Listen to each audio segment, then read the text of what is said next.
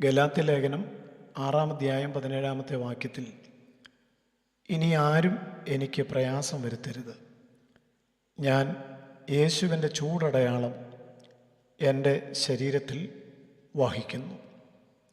പൗലോസ് അപ്പോസ്തലൻ ആവശ്യത്തിലധികം പ്രയാസങ്ങൾ കർത്താവിനു വേണ്ടി ജീവിച്ചതിൻ്റെ പേരിൽ അനുഭവിച്ച ഒരു ദൈവദാസനാണ്. ആ പ്രയാസങ്ങൾ എന്തൊക്കെയാണെന്ന് വിവരിച്ചാൽ നമ്മുടെ കണ്ണ് നിറഞ്ഞു പോകും. നാം അനുഭവിക്കുന്ന കഷ്ടങ്ങളുമായിട്ട് പൗലോസ് അപ്പോസ്തലൻ അനുഭവിച്ച പ്രയാസങ്ങളെ തട്ടിച്ചു നോക്കിയാൽ നമുക്കാർക്കും ഒരു പരാതിയും പറയുവാൻ കാണുകയില്ല. പൗലോസിനൊരു അപേക്ഷയാണ്, ഇനി ആരും എനിക്ക് പ്രയാസം വരുത്തരുത്. എന്നിട്ട് താൻ ഇപ്രകാരം പറയുന്നു, ഞാൻ യേശുവിൻ്റെ ചൂടടയാളം എൻ്റെ ശരീരത്തിൽ വഹിക്കുന്നു. ഇത് എന്ത് സന്ദേശമാണ് നമുക്ക് നൽകുന്നത്? ചൂടടയാളം എന്ന പദം പണ്ട് അടിമകളുടെ ശരീരത്തിൽ ചൂടുകൊണ്ട് കൊത്തിയ ഒരടയാളം അവരിടുമായിരുന്നു. ആ അടിമ ആരുടെ സ്വന്തമെന്ന് കാണിക്കുവാനുള്ള ഒരു മുദ്രയാണ് ചൂടടയാളം. പൗലോസ് അപ്പോസ്തലൻ പറയുന്നു, എൻ്റെ ശരീരത്തിലും ഇതുപോലെ ചൂടടയാളങ്ങളുണ്ട്. ഞാൻ ഒരാളുടെ സ്വന്തമാണ്. യേശു എന്ന യജമാനൻ്റെ അടിമയാണ് ഞാൻ യേശുവിൻ്റെ അടിമയാണെന്ന് മറ്റുള്ളവർക്ക് മനസ്സിലാകത്തക്ക നിലയിൽ എൻ്റെ ശരീരത്തിൽ ഉള്ള ചൂടടയാളങ്ങൾ, വാസ്തവത്തിൽ ആ ചൂടടയാളം പൗലോസ് കൊണ്ട അടി, കല്ലെറിഞ്ഞതിൻ്റെ മുറിവുകൾ, തടവറയിലെ പീഡനങ്ങൾ, 5 പ്രാവശ്യം കൊണ്ട 39 അടികൾ, 3 പ്രാവശ്യം വടികൊണ്ടുള്ള അടി, ഒരിക്കൽ കല്ലേറ്, പല പ്രാവശ്യം തടവറകളിൽ വസിക്കുന്നു. ഇതൊക്കെയാണ് പൗലോസ് അപ്പോസ്തലൻ ഞാൻ എൻ്റെ യേശുവിൻ്റെ നാമത്തിനു വേണ്ടി യേശുവിൻ്റെ ചൂടടയാളം എൻ്റെ ശരീരത്തിൽ വഹിക്കുന്നു എന്ന് പറയുന്നത്. 2 കൊരിന്ത്യർ 11-ാം അധ്യായം 23 മുതൽ നാം വായിക്കണം. ഞാൻ ഏറ്റവും അധികം അധ്വാനിച്ചു, അധികം പ്രാവശ്യം തടവിലായി, അനവധി അടികൊണ്ടു, പലപ്പോഴും പ്രാണഭയത്തിലായി. യഹൂദരാൽ ഞാൻ ഒന്ന് കുറേ 40 അടി 5 വട്ടം കൊണ്ടു, 3 വട്ടം കോലിനാൽ അടികൊണ്ടു, ഒരിക്കൽ കല്ലേറ് കൊണ്ടു, 3 വട്ടം കപ്പൽ ഛേദത്തിൽ അകപ്പെട്ടു, ഒരു രാപ്പകൽ വെള്ളത്തിൽ കഴിച്ചു. പൗലോസിൻ്റെ പ്രാഗൽഭ്യം അതാണ്. ആഴമുള്ള ഒരാത്മീക ജീവിതം നയിച്ച മനുഷ്യൻ്റെ വാക്കുകൾ.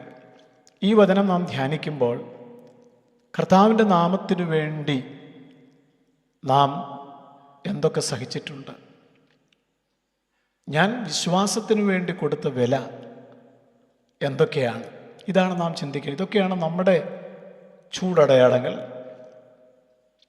നമ്മുടെ ശരീരത്തിൽ ഒരുപക്ഷെ മുറിവുകളിലെ പാടുകളില്ലായിരിക്കാം, എന്നാൽ നാം പരിഹസിക്കപ്പെട്ടിട്ടുണ്ടെങ്കിൽ, യേശുവിന് വേണ്ടി ജീവിച്ചതിൻ്റെ പേരിൽ ഒറ്റപ്പെട്ടിട്ടുണ്ടെങ്കിൽ, ക്രിസ്തുവിന് വേണ്ടി നിന്നതിൻ്റെ പേരിൽ നഷ്ടങ്ങൾ സഹിച്ചിട്ടുണ്ടെങ്കിൽ, പലതരത്തിലുള്ള സമ്മർദ്ദങ്ങൾക്ക് നാം വിധേയപ്പെട്ടിട്ടുണ്ടെങ്കിൽ, ഇതൊക്കെ നമ്മുടെ ജീവിതത്തിലെ ചൂടടയാളങ്ങളാണ്.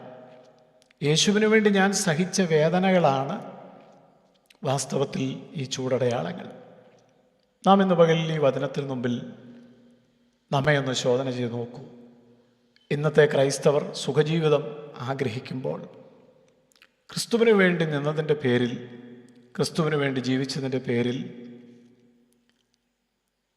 നാം പരിഹസിക്കപ്പെട്ടിട്ടുണ്ടെങ്കിൽ, ഒറ്റപ്പെട്ടിട്ടുണ്ടെങ്കിൽ, നമുക്ക് നഷ്ടങ്ങൾ വന്നിട്ടുണ്ടെങ്കിൽ, പ്രിയപ്പെട്ടവരെ, ഇത് ഞാൻ യേശുവിൻ്റെ വകയാണ് എന്നുള്ളതിൻ്റെ മുദ്രയാണ്. ക്രിസ്തുവിലുള്ള വിശ്വാസത്തിൻ്റെ പേരിൽ നാം സഹിക്കുന്നതെല്ലാം ഈ ചൂടടയാളങ്ങളാണ്. അതുകൊണ്ടാണ് പൗലോസ് അപ്പോസ്തലൻ ഇപ്രകാരം പറഞ്ഞത്, നിങ്ങൾ ഇനിയും എനിക്ക് പ്രയാസം വരുത്തരുത്. ഒരുപാട് ചൂടടയാളങ്ങൾ എൻ്റെ ശരീരത്തിലുണ്ട്. ഇതെല്ലാം യേശുവിന് വേണ്ടി ഞാൻ എൻ്റെ ശരീരത്തിൽ വഹിക്കുന്നതാണ്. ക്രിസ്ത്യാനിയായിട്ട് ജീവിച്ചതിൻ്റെ പേരിൽ ഇന്നും സഹനത്തിൻ്റെ പാതയിലൂടെ യാത്ര ചെയ്യുന്നവരെ നാം മനസ്സിലാക്കണം. അവർക്ക് പ്രയാസം വരുത്തുന്ന യാതൊന്നും നമ്മുടെ ജീവിതത്തിൽ നിന്നുണ്ടാകരുത്. ആ വ്യക്തിയുടെ ഭൗതിക നന്മകൾ കണ്ട് നാം ആ വ്യക്തിയുടെ ആത്മീയം അളക്കരുത്. പലരും ഇന്ന് ആത്മീയത അളക്കുന്നത് രക്ഷിക്കപ്പെട്ടതിന് ശേഷം അവരുടെ ഭൗതിക ജീവിതത്തിൽ വന്ന വ്യത്യാസങ്ങൾ വിലയിരുത്തിക്കൊണ്ടാണ്. എന്നാൽ പൗലൂസിൻ്റെ പ്രസ്താവന എത്രയോ ശ്രേഷ്ഠമാണ്. ഞാൻ യേശുവിൻ്റെ വകയാണെന്നും എൻ്റെ യജമാനൻ എന്നെ സ്നേഹിക്കുന്നുവെന്നും ഞാൻ അവൻ്റേതാണെന്നും ഉള്ളതിൻ്റെ മുദ്ര, ചൂടടയാളം അവനു വേണ്ടി സഹിക്കുന്ന, അവനു വേണ്ടി ജീവിച്ചപ്പോൾ ലഭിച്ച ഈ ലോകത്തിലെ നിന്ദകളും കഷ്ടപ്പാടുകളുമാണെന്നുള്ള സാക്ഷ്യമാണ്. ഇന്ന് പകൽ നാം ആരും ലജ്ജിച്ചു പോകണ്ട.